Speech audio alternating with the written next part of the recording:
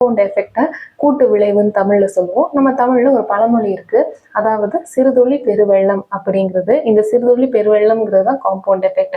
சின்ன சின்ன ஸ்மார்ட்டான சாய்ஸஸை மேக் பண்றது மூலயமா, அதை கன்சிஸ்டன்ஸா செய்யறது மூலயமா, அந்த கன்சிஸ்டண்டா செய்யற அந்த ஸ்மார்ட் சாய்ஸஸை ஒரு லாங்கர் டியூரேஷனுக்கு நீங்க செய்யறது மூலயமா காம்பவுண்ட் எஃபெக்ட் நடக்கும். அதாவது நான் ஹெல்த்தியா இருக்கணுன்றதுக்காக டெய்லி ஸ்குவாட்ஸ் போட போறேன் அப்படிங்கிறது ஒரு ஸ்மார்ட்டான சாய்ஸு. நான் ஸ்குவாட்ஸ் போடுறேங்கிறது ஒரு ஸ்மார்ட்டான சாய்ஸு. நான் டெய்லி ஸ்குவாட்ஸ் போட போகிறேங்கிறது கன்சிஸ்டன்சி. அண்ட் நான் அதை தொடர்ந்து நிறைய நாளுக்கு பண்ண போகிறேங்கிறது லாங்கர் டியூரேஷனுக்கு சேர்த்து. இது மூணும் செயற்கையாக நடக்கிறப்ப நம்மளுக்கு காம்பவுண்ட் எஃபெக்ட் நடக்கும், அதாவது ஹெல்த்தியாக இருக்கிறது. இதில் ஒரு முக்கியமான விஷயத்த கவனிக்கணும். கன்சிஸ்டன்சிங்கிறது நான் 50 ஸ்குவாட்ஸை டெய்லி போடுவேன் அப்படிங்கிறது கிடையாது. கண்டிப்பாக நான் 50 ஸ்குவாட்ஸை டெய்லி போடுவேங்கிறது கிடையாது.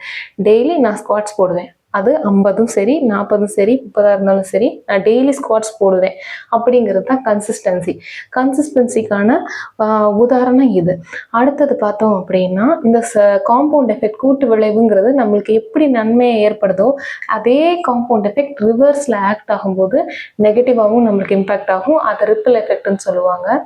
இந்த காம்பவுண்ட் எஃபெக்ட் வந்து எதுக்கெல்லாம் அப்ளை பண்ணலாம், எதுக்கெல்லாம் அப்ளை பண்ணால் நம்மளுக்கு என்னென்ன நடக்குங்கிறத இப்போ பார்க்கலாம். இன்கம், ஹெல்த், ரிலேஷன்ஷிப்ஸ், இந்த 3 விஷயத்துலையும் நம்ம காம்பவுண்ட் எஃபெக்டை அப்ளை பண்ணுறது மூலயமா நம்மளுக்கு ஹாப்பினஸ் கிடைக்கும். அந்த ஹாப்பினஸ் மூலயமா நம்மளுக்கு சக்ஸஸ் கிடைக்கும்னு சொல்லலாம். இன்கம்ல எப்படி நம்மளுக்கு காம்பவுண்ட் எஃபெக்டை அப்ளை பண்ணலாம், அதை அப்ளை பண்ணால் எந்த டெஸ்டினிக்கு அது கொண்டு போய் விடும் அப்படிங்கிறதுனா, நம்ம ஒரு வேலைக்கு போகிறோம், அங்கே நம்மளோட ஸ்கில்ஸை யூஸ் பண்ணி வேலை பார்க்குறோம். அந்த ஸ்கில்ஸை யூஸ் பண்ணி நம்ம வேலை பார்க்குறது மட்டும் இல்லாமல் நம்மளோட ஸ்கில்ஸை அப்ஸ்கில் பண்ணிக்கிட்டே இருக்கோம். நம்மளே டெவலப் பண்ணிக்கிட்டே இருக்கும்போது நம்மளுக்கு ப்ரொமோஷன் கிடைக்கும். ப்ரொமோஷன் மூலயமா நம்மளுக்கு அதிக சம்பளம் கிடைக்கும், இன்கம் நிறைய வரும். அந்த இன்கம் யூஸ் பண்ணி நம்ம சேவிங்ஸ் பண்ணலாம், தென் இன்வெஸ்ட்மெண்ட் பண்ணலாம். இதெல்லாம் நடக்கும்போது நம்ம வெல்த் கிரியேஷன் நடக்கும். ஸோ காம்பவுண்ட் எஃபெக்ட் இப்படி கொஞ்சம் கொஞ்சமாக நீங்கள் அப்ஸ்கில் பண்ணுறது மூலயமா நடக்கும். ரெண்டாவது ஹெல்த்தில் எப்படி காம்பவுண்ட் எஃபெக்ட் அப்ளை பண்ணி நம்ம வந்து ஹெல்த்தியாக இருக்கிறது அப்படிங்கிறத பார்த்தோம் அப்படின்னா, இப்போ நான் ஹெல்த்தியாக இருக்கிறதுக்காக வாக்கிங் சூஸ் பண்ணுறேன்னு வச்சுக்கோங்களேன். டெய்லி நான் கொஞ்சம் நேரம் கண்டிப்பாக நடப்பேன்.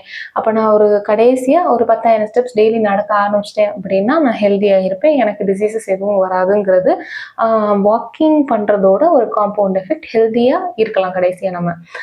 ரிலேஷன்ஷிப்ஸ், இந்த ரிலேஷன்ஷிப்ஸில் 3 R இருக்குது: ரெஸ்பெக்ட், ரெஸ்பாண்ட் அண்ட் ரிசீவ். இந்த 3த்தையும் பண்ணுறது மூலிமா நம்மளோட family, social circle, husband and wife, friends, நம்ம எல்லாருக்குள்ளேயும் ஒரு நல்ல ரிலேஷன்ஷிப்பை மெயின்டைன் பண்ணலாம். இங்கே இந்த 3 Rஐயும் ஃபாலோ பண்ணுறது மூலயமா நம்மளுக்கு வந்து காம்பவுண்ட் எஃபெக்ட் நடக்குது. ஸோ இந்த காம்பவுண்ட் எஃபெக்ட்ன்றது, இந்த இன்கம் நல்லா வருது, நான் ஹெல்த்தியாக இருக்கேன், தென் என்னோட ரிலேஷன்ஷிப்ஸ் எல்லாமே இந்த சொசைட்டியில் நல்லா இருக்குது, பர்சனலாகவும் நல்லா இருக்குன்ற பட்சத்தில் ஆட்டோமேட்டிக்காக நம்மளுக்கு ஹாப்பினஸ் வந்துடும்.